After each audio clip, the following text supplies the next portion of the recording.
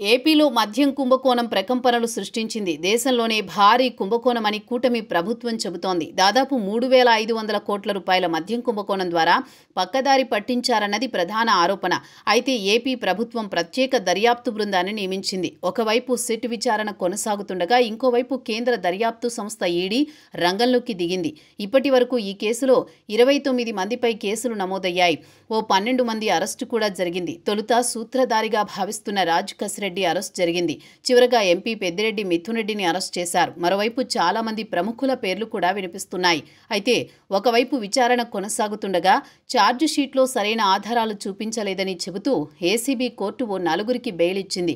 అయితే దీనిపై సవాల్ చేస్తూ పిటిషన్ దాఖలు చేసింది. దీనిపై ఈరోజు విచారణ జరగనుంది. మద్యం కుంభకోణం కేసులో ఏసీబీ కోర్టు ఓ 4గురికి బెయిల్ ఇచ్చింది. జగన్ హయాంలో సీఎంఓ అధికారికగా ఉన్న ధనుంజయ రెడ్డి, అప్పటి ఓఎస్డీ కృష్ణమోహన్ రెడ్డి, బాలాజీ గోవిందప్పతో మరొకరికి బెయిల్ లభించింది. వీరిపై దాఖలు చేసిన ఛార్జ్ షీట్లలో సరైన ఆధారాలు చూపించకపోవడంతోనే బెయిల్ ఇస్తున్నట్టు ఏసీబీ కోర్టు తెలిపింది. దీనిపై హైకోర్టులో సవాల్ చేసింది ప్రత్యేక దర్యాప్తు బృందం.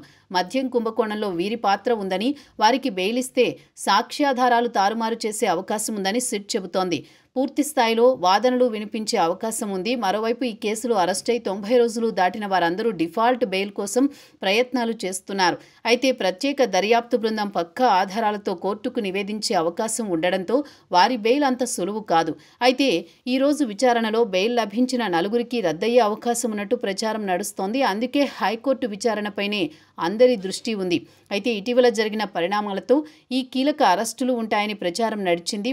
ముఖ్యంగా టీడీపీ అనుకూల మీడియా జగన్ భార్య భారతిరెడ్డి పేరును తెరపైకి తెచ్చింది. ఈ క్రమంలో భారతిరెడ్డి ఈనాడు పత్రికకు లీగల్ నోటీసులు ఇచ్చారు. మద్యం కుంభకోణం కేసులో ఒక నిందితుడు అని, ఆయన కంపెనీల ద్వారా మద్యం ముడుపులు బ్లాక్ నుంచి వైట్గా మారాయని, ఆ కంపెనీల్లో డైరెక్టర్గా భారతి ఉన్నారని చెబుతూ ఈనాడులో కథనం వచ్చింది. అయితే వైఎస్ భారతి అంటే అనిల్ రెడ్డి తల్లి అని మరో ప్రచారం ఉంది.